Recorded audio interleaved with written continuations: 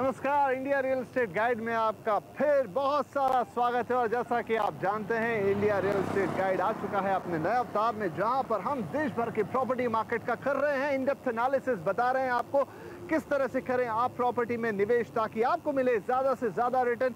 कहां आप खरीदें घर अगर आप हैं एक एंड यूज़र, ताकि आपके बजट में हो हर तरह की प्रॉपर्टी फिट। तो इसी सिलसिले में हम आपको पिछले हफ्ते लेकर गए थे दिल्ली एनसीआर के सबब गुड़गांव, और इस हफ्ते हम आपको ले आए हैं यहाँ के एक और शानदार सबब नोएडा में, जहाँ पर हम बात करेंगे नोएडा, ग्रेटर नोएडा और उस नोएडा एक्सटेंशन की, जहाँ पर जमीन अधिग्रहण को लेकर कुछ समय पहले विवाद हो गया था, लेकिन अब वो काफी हद तक सुलझने की स्थिति में पहुंच गया है। तो आज हम नोएडा और नोएडा एक्सटेंशन में प्रॉपर्टी मार्केट का इन डेप्थ एनालिसिस करेंगे, आपको कुछ शानदार प्रोजेक्ट बताएंगे, देंगे आपको सलाह कि अगर आप निवेश करना चाहते हैं तो कहाँ निवेश करें, और अगर आप अपने रहने के लिए ही कोई घर खरीदना चाहते हैं तो किस इलाके में आपके लिए सबसे अच्छा घर अवेलेबल होगा। तो आइए शुरुआत करते हैं इस सफर की, और सबसे पहले बात करते हैं नोएडा की। नोएडा एक ऐसा सबब है जो शायद इंफ्रास्ट्रक्चर के मामले में पूरे एनसीआर में नंबर 1 है, और कई खूबियां हैं इस सबब के अंदर। तो आइए सबसे पहले विस्तार से एक नजर डालते हैं नोएडा पर। New Okhla industrial development authority यानी नोएडा एशिया की सबसे बड़ी इंटीग्रेटेड टाउनशिप में से एक है। दिल्ली एनसीआर का हिस्सा और उत्तर प्रदेश के गौतम बुद्ध नगर जिले में आने वाला नोएडा कमर्शियल और रेजिडेंशियल मिक्स का शानदार उदाहरण है। 81 गांव को अपने में समाये 20,000 हेक्टेयर से ज्यादा में फैले नोएडा में शानदार इंफ्रास्ट्रक्चर के साथ साथ ग्रीनरी की भी कमी नहीं है। कनेक्टिविटी बहुत बढ़िया है। इंफ्रास्ट्रक्चर नोएडा में हमेशा अच्छा ही रहा है। बिजली पानी की जो समस्या है वो तो पूरे भारत में है। दिल्ली और उसके दूसरे सबब्स के साथ नोएडा की कनेक्टिविटी शानदार है। कनॉट प्लेस से नोएडा महज 17 किलोमीटर दूर है, और डीएनडी फ्लाईवे के निर्माण के बाद अब ये दूरी आधे घंटे से भी कम समय में तय की जा सकती है। इसके अलावा नोएडा और ग्रेटर नोएडा को जोड़ने वाले एक्सप्रेसवे ने इन दोनों इलाकों की दूरी को लगभग खत्म कर दिया है। यहाँ बन रहे एफएनजी एक्सप्रेसवे का काम पूरा होने के बाद फरीदाबाद, नोएडा और गाजियाबाद एक ही एक्सप्रेसवे से जुड़ जाएंगे। एयरपोर्ट को अगर हम लोग माइनस कर दें तो जितनी भी दिल्ली की सुविधाएं हैं सेंट्रल दिल्ली से, वो सारी सुविधाएं यहाँ से बहुत नज़दीक है। इसके कारण यहाँ काफ़ी डिमांड रहता है। नोएडा का करीब 40% एरिया रेजिडेंशियल डेवलपमेंट के लिए रखा गया है। इसके साथ ही इस बात का भी ख्याल रखा गया है कि सभी सेक्टर्स को मॉल और शॉपिंग कॉम्प्लेक्स जैसी सुविधाओं के पास रखा जाए। अब 99 हेक्टेयर में नोएडा सिटी सेंटर तैयार किया जा रहा है, जिससे नोएडा को एक नई पहचान मिलेगी। इस सिटी सेंटर में कमर्शियल बिल्डिंग, मॉल, मल्टीप्लेक्स और 5 स्टार होटल्स के साथ साथ रेजिडेंशियल यूनिट्स भी बनाए जाएंगे। पूरे एनसीआर के सबसे बेहतरीन इंफ्रास्ट्रक्चर इसी एरिया में है, तो इसको मद्देनजर रखते हुए आप देखेंगे कि सबसे ज़्यादा डेवलपमेंट जो होगी वो इन एरियाज़ में जब आने कुछ सालों में होगी, और वो डेवलपमेंट जिसके हम कहते हैं कि स्मूथ अर्बनाइजेशन होगी। नोएडा में एजुकेशनल इंस्टीट्यूट की भी कमी नहीं है। यहाँ पर अच्छे स्कूलों के साथ साथ हायर एजुकेशन के लिए एमईटी जैसे संस्थानों के अलावा कई बड़े सरकारी संस्थान भी मौजूद हैं।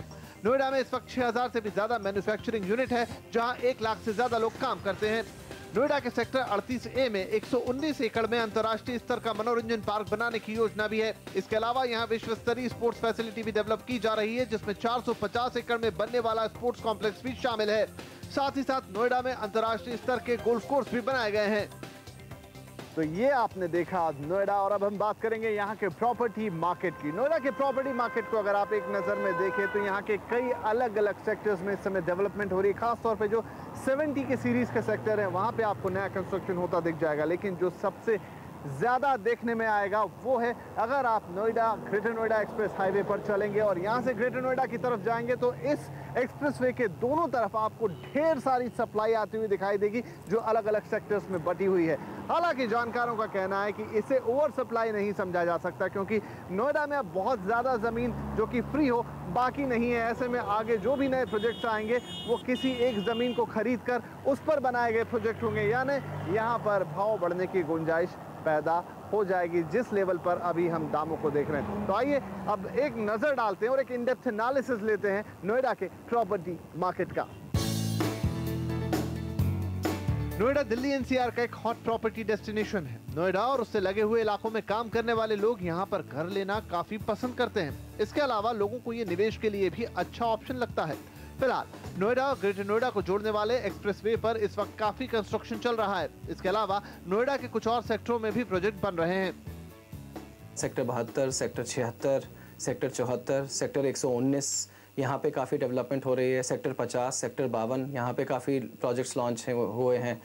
बट नोएडा का जो अभी मेन है वो तो नोएडा ग्रेटर नोएडा एक्सप्रेसवे ही है। इस वक्त नोएडा में ज्यादातर प्रोजेक्ट मिड सेगमेंट को टारगेट करके लॉन्च हो रहे हैं, जहां 40 से 80 लाख और 1 करोड़ तक के फ्लैट की डिमांड सबसे ज्यादा है। In terms of product Noida एक मिड सेगमेंट मार्केट रहा है। यहाँ पे आप कह सकते हैं 25 लाख से लेके 1 करोड़ के तक के अपार्टमेंट की काफ़ी मांग है, काफ़ी डिमांड है। यहाँ पे जो मेजॉरिटी ऑफ सप्लाई है आप कह सकते हैं लगभग 80% supply if not slightly more is from 25 lakh to 1 crore only. अब रेट थोड़ा बढ़ गए हैं, you can say from 50 lakh to 1 crore.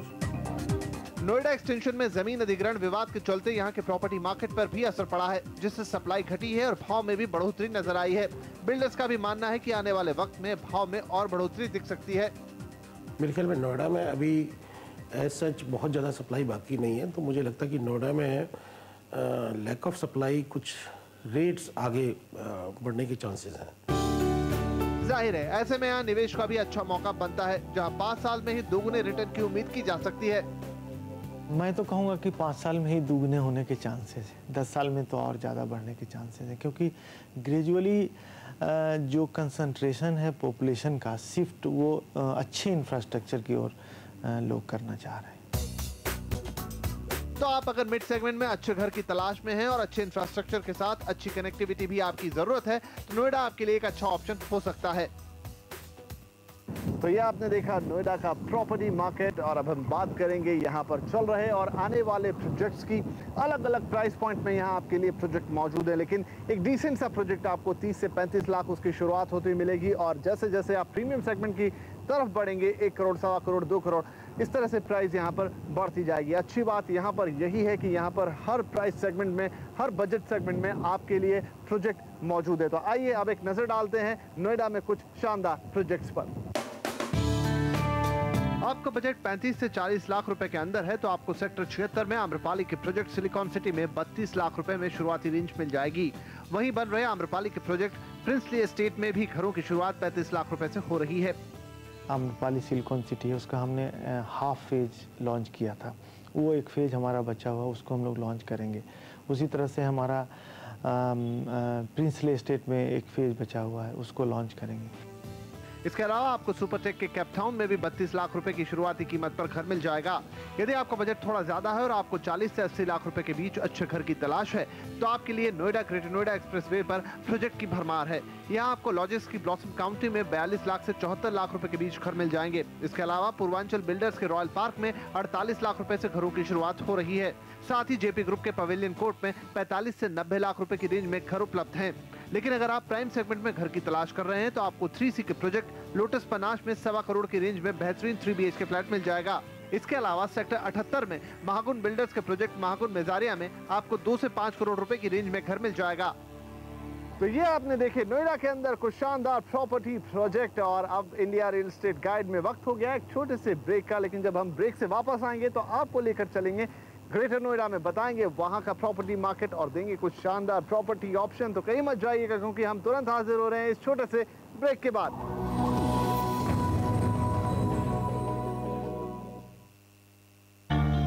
बेटा कुछ याद करने की कोशिश करो।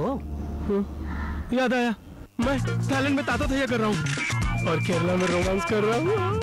करेंगे 20 साल हो गए गाड़ी चलाए हुए, और फिर तेरी गाड़ी में न गियर है न क्लच है। ट्राई तो कीजिए। कौन कहता है नींद उड़ाता है, इतना कुछ देता है कि झपकियां भी बोझ लगती है। पापा क्यों ना टर्नर रोड से चले? कौन कहता है किस्मत नहीं बदल पाता। गेट आउट, बॉल नहीं मिलेगा, औकात है तो दूसरी खरीद के लाओ। सुरेंद्र तू? अरे इधर से गुजर रहे थे, तुम दिखाई दे गए, सोचा मिलते जाएं। अच्छा, बहुत बड़े हो गए हो तुम लोग। अच्छा अब देर हो रही है, कभी मिलेंगे। जो लोग अक्लमंदी से कमाते हैं, किस्मत को ठेंगा दिखाते हैं। CNBC आवाज उन्हीं का चैनल है। CNBC आवाज, वक्त से पहले, किस्मत से ज्यादा।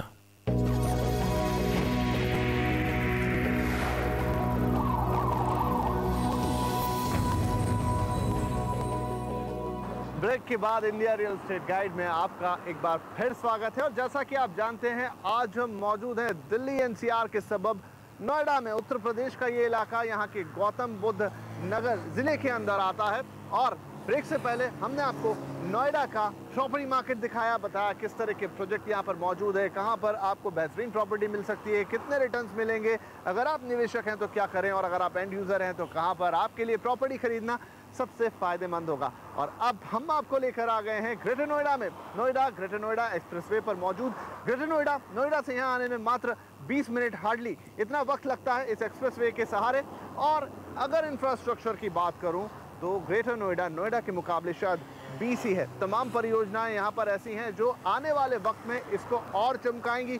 हाल फिलहाल ही आपने देखा कि यहाँ पर देश का पहला इंटरनेशनल फार्मूला 1 सर्किट बनकर तैयार हुआ है, और बुद्धा इंटरनेशनल सर्किट में इस साल भारत की पहली फार्मूला 1 ग्रैंड प्री होते हुए हमने देखी, जिसने ग्रेटर नोएडा को अंतर्राष्ट्रीय नक्शे पर एक नई पहचान दी है। उसके अलावा अगर इंफ्रास्ट्रक्चर की बात करें, मेरे पीछे आप देख रहे हैं ये यमुना एक्सप्रेसवे।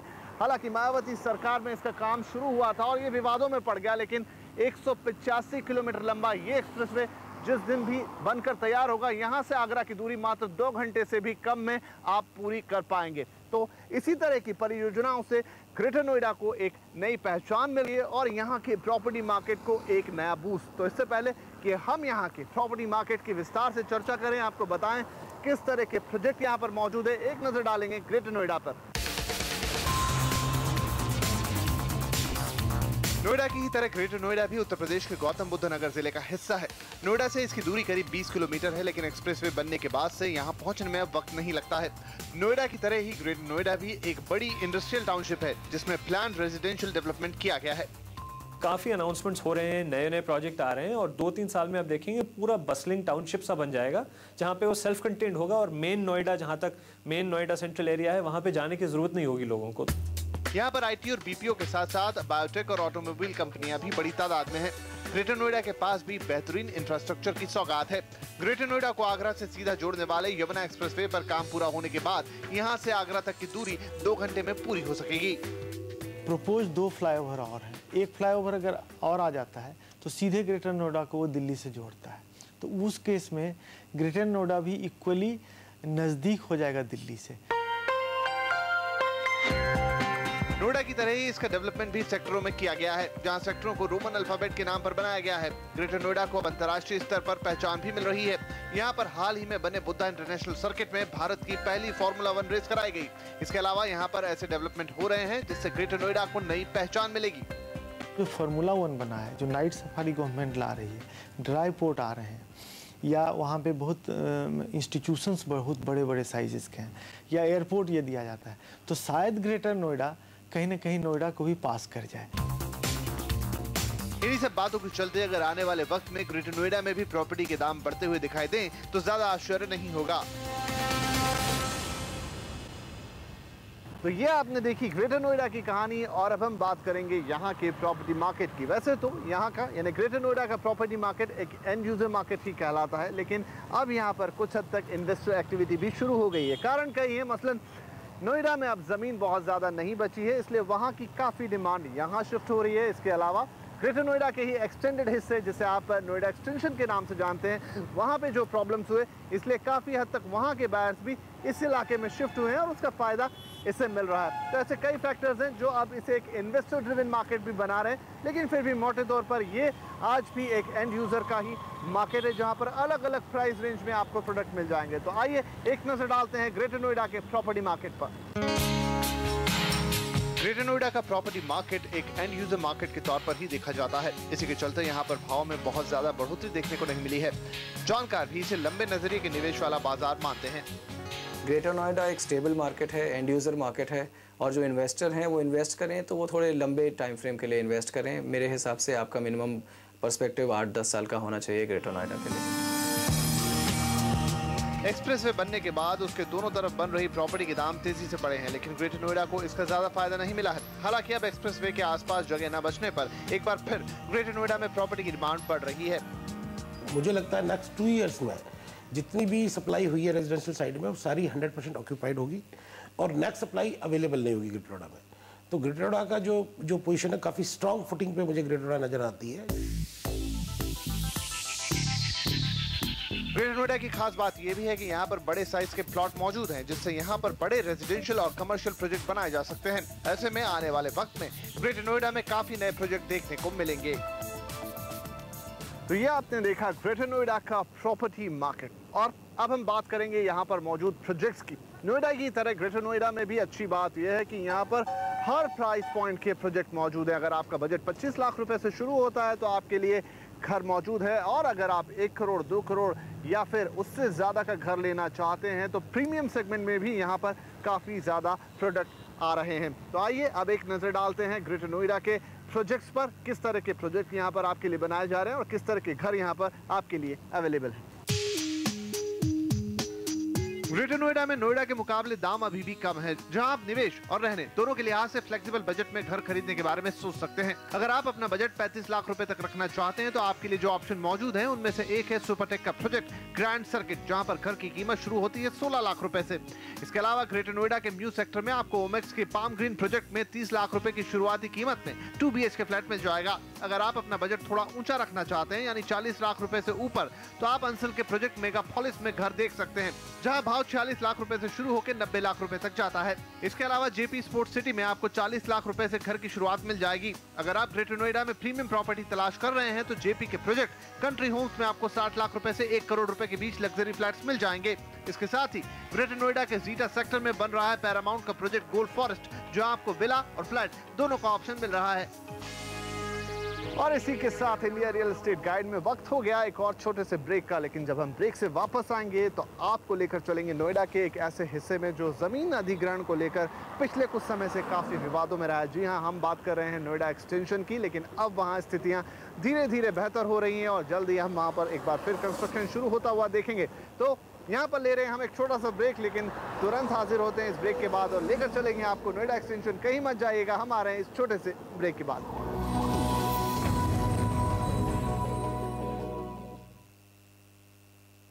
टो से क्या शुरू होता है? Stock exchange.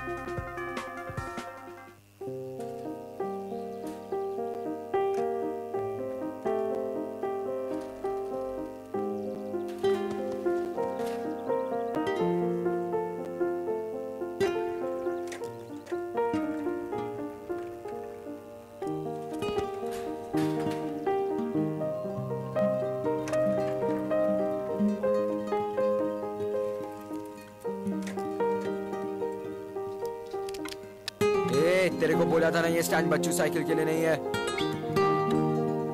कुछ लोगों की जिद के आगे वक्त और किस्मत भी घुटने टेक देते हैं। CNBC आवाज उन्हीं का चैनल है। CNBC आवाज, वक्त से पहले, किस्मत से ज्यादा।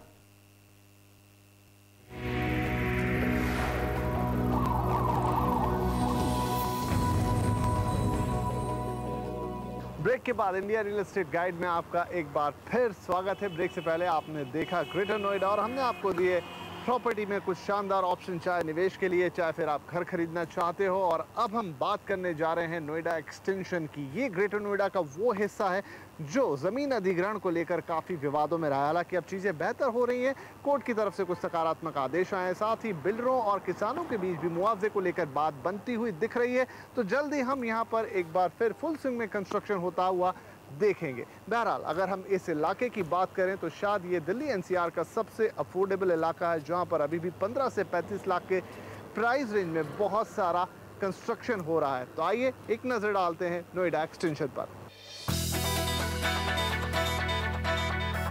नोएडा एक्सटेंशन ग्रेटर नोएडा का ही हिस्सा है। हालांकि इसकी लोकेशन इसे ग्रेटर नोएडा से भी ज्यादा बेहतरीन प्रॉपर्टी डेस्टिनेशन बनाती है। नोएडा और गाजियाबाद के बीच की ग्रेटर नोएडा की जमीन को हम नोएडा एक्सटेंशन के तौर पर जानते हैं। नोएडा एक्सटेंशन अपनी अफोर्डेबल सेगमेंट के प्रोजेक्ट के चलते एक हॉट प्रॉपर्टी मार्केट बन गया था, जहां 15 लाख रुपए की शुरुआती कीमत पर घर मिल रहे थे। लेकिन जमीन अधिग्रहण विवाद के चलते अब न सिर्फ इस इलाके में काम रुक गया है, बल्कि इसने पूरे नोएडा प्रॉपर्टी मार्केट को प्रभावित किया है। इलाहाबाद हाईकोर्ट ने यहाँ हुए जमीन अधिग्रहण पर सवाल उठाते हुए कई गाँव में जमीन अधिग्रहण रद्द कर दिए थे, जिसके बाद कई प्रोजेक्ट के भविष्य पर सवाल खड़ा हो गया था। मार्केट में न्यू प्रोजेक्ट लॉन्चेस में एक मंदी है। Naturally supply has been greatly affected due to that as well. और जो सप्लाई है मार्केट में, जो प्रोजेक्ट्स अभी हैं जहाँ पे इन्वेंट्री बिक रही है और जो कुछ प्रोजेक्ट्स लॉन्च भी हुए हैं या रीलॉन्च हुए हैं, वहाँ पे भी I think there is some sort of scepticism हालांकि बाद में इलाहाबाद हाईकोर्ट ने ही यहाँ घर बुक कराने वालों के हितों को ध्यान में रखते हुए किसानों का मुआवजा बढ़ाने के आदेश दिए थे। इलाहाबाद हाईकोर्ट के इस आदेश के बाद यहाँ जमीन अधिग्रहण का विवाद सुलझने के आसार नजर आने लगे थे और इसके चलते यहाँ पर बिल्डरों ने भाव बढ़ाना भी शुरू कर दिया था। हालांकि किसान अब इस मामले को लेकर सुप्रीम कोर्ट पहुँच गए हैं, जहाँ उन्होंने मांग रखी है कि उन्हें मुआवजे की जगह उनकी जमीन ही वापस की जाए। फिर भी डेवलपर्स को उम्मीद है कि यह मामला सुलझ जाएगा और जल्द ही नोएडा एक्सटेंशन में एक बार फिर काम शुरू होगा। समस्या जो किसानों की थी वो ऑलमोस्ट सुलझ ही चुकी है। एक समस्या बची थी जो मास्टर प्लान की थी, जो मास्टर प्लान उन्होंने बनाया था, मास्टर प्लान उनके एनसीआर सेल ने ओके कर दिया था, बट जो एनसीआर बोर्ड है उससे अभी ओके होना बाकी था। तो एनसीआर बोर्ड को करना पड़ेगा। हम लोग को उम्मीद है, बल्कि हम लोग जितना जानते हैं ये लगता है 1 आध महीने में फिर से शुरू हो जाए। दूसरी तरफ अब भी जानकार नोएडा एक्सटेंशन को एक हाई रिटर्न एरिया मान रहे हैं और उनका कहना है कि यहाँ पर आने वाले वक्त में प्रॉपर्टी काफी अच्छा रिटर्न देगी। By the end of the year आप जैसे दिवाली के टाइम तक देखें तो दिवाली के टाइम में नए प्रोजेक्ट्स अनाउंस शुरू होने हो जाएंगे नोएडा एक्सटेंशन में, तो वो टाइम बेस्ट रहेगा वहाँ पे कुछ खरीदने के लिए। नोएडा एक्सटेंशन की रिटर्न मुझे लगता है सबसे हाईएस्ट रिटर्न जो देगा वो नोएडा एक्सटेंशन देगा, क्योंकि नोएडा एक्सटेंशन में अभी जो हाउसिंग मिलेगी वो रफली 2500 के भाव में मिलेगी और जिसका रेट मुझे लगता है नेक्स्ट 5 ईयर्स में प्लस 5000 हो जाना चाहिए। हालांकि अभी नोएडा एक्सटेंशन में इंफ्रास्ट्रक्चर पर काफी काम होना बाकी है और इसे पूरी तरह से बसने में करीब 4 से 5 साल का वक्त लगेगा। जिस कीमत पर यहाँ अभी घर मिल रहे हैं वो भाव बढ़ने के बाद भी अफोर्डेबल सेगमेंट से बाहर नहीं जाएंगे। ऐसे में नोएडा एक्सटेंशन घर खरीदने वाले और निवेश करने वाले दोनों के लिए आकर्षक बना रहेगा। तो ये आपने देखा नोएडा एक्सटेंशन का प्रॉपर्टी मार्केट और आइए अब एक नजर डालते हैं यहाँ मौजूद कुछ अच्छे प्रोजेक्ट्स पर। नोएडा एक्सटेंशन में फिलहाल कंस्ट्रक्शन और बुकिंग दोनों का काम रुका हुआ है, लेकिन उम्मीद की जा रही है कि ये जल्द ही शुरू होगा। यहाँ तुरंत नए प्रोजेक्ट लॉन्च होने में जरूर थोड़ा वक्त लग सकता है, लेकिन मौजूदा प्रोजेक्ट में आप घर देख सकते हैं। यहाँ आपको 15 लाख से 35 लाख की रेंज में कई प्रोजेक्ट मिल जाएंगे। इनमें निराला डेवलपर्स का एस्पायर, महागुन का माईवुड्स, आम्रपाली का स्प्रिंग मेडोज और सुपरटेक का इको विलेज 1, 2 और 3 शामिल है। अगर आप थोड़ा और बजट बढ़ा सकते हैं तो यहाँ आपको पंचशील के प्रोजेक्ट ग्रीन्स में घर मिल सकता है, जहाँ 22 लाख रुपए से शुरू होकर घर की कीमत 43 लाख रुपए तक जा रही है। इसके अलावा स्टेलर का प्रोजेक्ट जीवन भी इसी रेंज में है। लेकिन इस अफोर्डेबल मार्केट में अगर आप प्रीमियम प्रॉपर्टी को तलाश कर रहे हैं तो बहुत ज्यादा ऑप्शन आपको नहीं मिलेंगे। हालांकि आम्रपाली लेजर वैली और आम्रपाली प्लेटिनम में आपको 50 लाख की रेंज में प्रीमियम प्रॉपर्टी मिल जाएगी। इसके अलावा आप एलिगेंट इंफ्राकॉन का एलिगेंट विलेज भी देख सकते हैं। लेकिन नोएडा एक्सटेंशन में फिलहाल जमीन अधिग्रहण को लेकर विवाद पूरी तरह से नहीं सुलझा है और मामला अब भी कोर्ट में है। ऐसे में सभी बातें पूरी तरह से साफ होने के बाद ही नोएडा एक्सटेंशन में घर खरीदने या निवेश का फैसला लिया जाए तो ठीक रहेगा।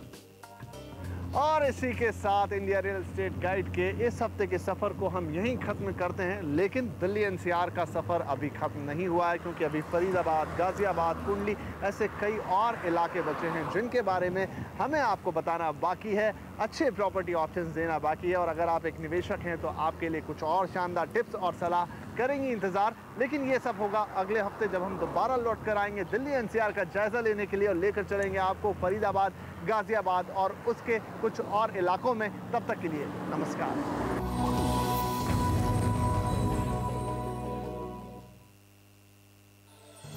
Presented by RR Kabel. Wire नहीं, भारत की